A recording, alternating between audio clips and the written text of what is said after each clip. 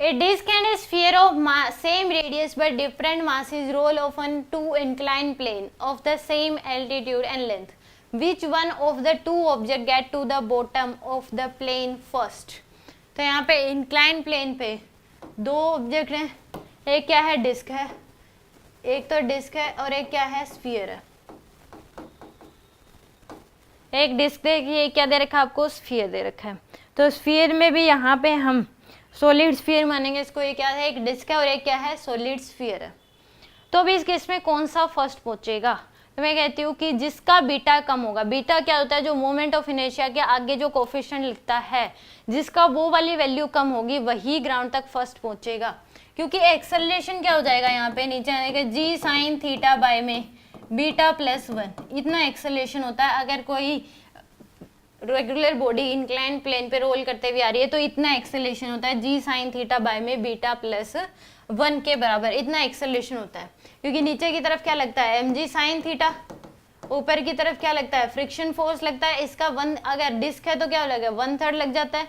तो यानी कि कितना लगता है ऊपर की तरफ फ्रिक्शन फोर्स लगेगा बीटा एफ के बराबर, यानी कि बीटा एफ डिवाइड बाय में beta plus 1 M G sine theta, इतना फ्रिक्शन फोर्स लगता है।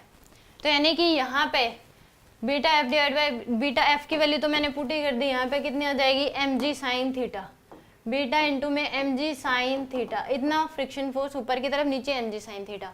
तो नेट फोर्स जो आएगा वो कितना आएगा M G sine theta minus का beta M G sine theta by में बीटा प्लस 1, ये आएगा आपके पास।